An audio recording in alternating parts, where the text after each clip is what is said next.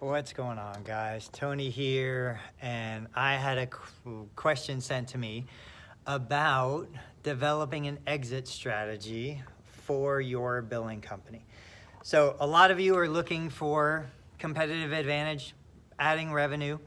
One kind of place to do it is to just bring your billing in-house. I know that there's a time for growth, and when you're focused on growth and focused on patient care, doing your own billing might not seem like the best priority.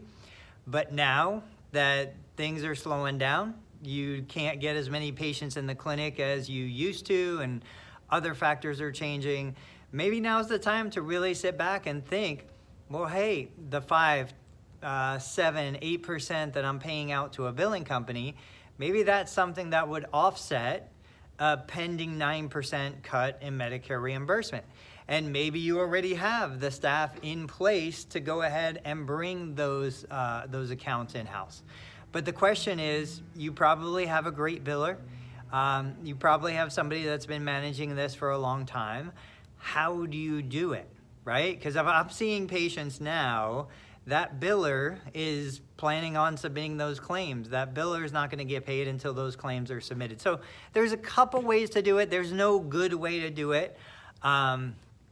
So let me share a couple scenarios.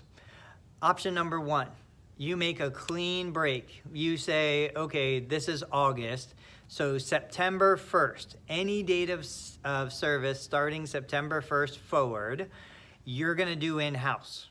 Your biller is gonna be allowed to continue to work the accounts receivable for everything prior to September 1st. The problem is, if you're going to be setting up like electronic remittance advice, if you're going to be getting these statements, then the biller has to be able to have access to that stuff also.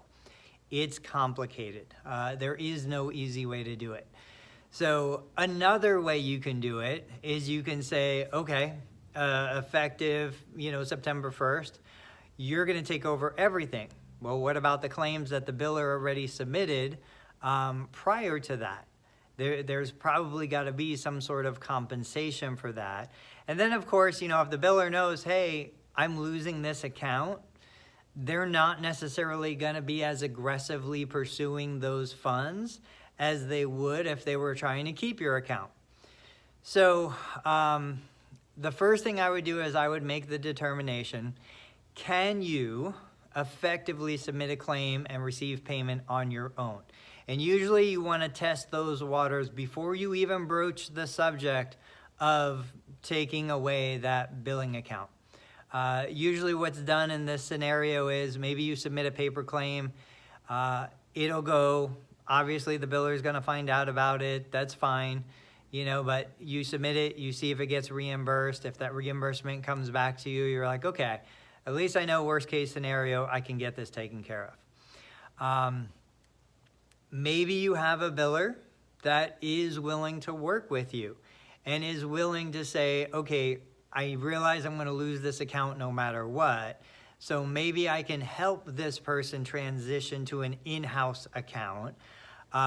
Maybe you pay that biller a little bit of a higher rate and they actually transition everything for you. I haven't ever seen that be done, but I think there's an opportunity there, especially if you have a great relationship and this is somebody you've been working with. I would approach them and I would say, hey, look, Bob, you've been amazing. We've worked together this long. The reality is I cannot afford to continue to pay to have my billing outsourced. I've got admin staff. They don't have enough work to keep them busy. I need to bring this in. How can we make this happen so that, this will work? If option number 1 fails, which is you say, okay, I want a hard end date. If option number 2 fails, which is you say, hey, Mr. Biller, help me bring my account in-house. I'll pay you a little extra during the transition. Then I would look at option number 3. Option number 3 is you reach out to some of the billers that are in our Medicare billing group. Heidi obviously is the first one that comes to mind. And you say, hey, I'm not going to hire you as a biller, but I'm going to hire you as a consultant to help me during this transition.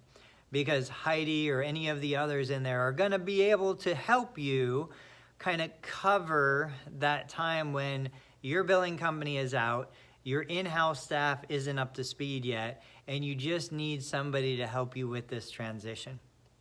So guys, if you're looking at bringing your billing in-house, absolutely, it can be done. We did it.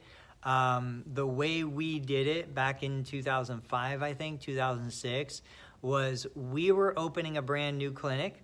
I told my biller, hey, this is a new clinic. I'm gonna do my own billing for this clinic. You can continue to bill for the other 2 clinics, but this clinic is gonna be mine. And with the understanding that once we test the waters and we build our system with the 1 clinic, we're gonna take over the other 2 clinics as well. So I had a great biller, we had a great relationship, he understood it didn't make financial sense for us to continue to pay him to continue to submit our claims. So rather than working against us, he helped us. And we paid him a little bit of a premium during that transition. So it was kind of good all around. All right, guys, I hope that was helpful. I don't know if I shared anything useful, but definitely put the work into coming up with an exit strategy before you actually find yourself in a situation where you don't have a biller, you have a boatload of claims in your accounts receivable that haven't been submitted, and all of a sudden cash flow has stopped. Guys, as always, subscribe to the channel, post your questions in the comments on YouTube, and I'll catch you on the next video. Thanks for watching.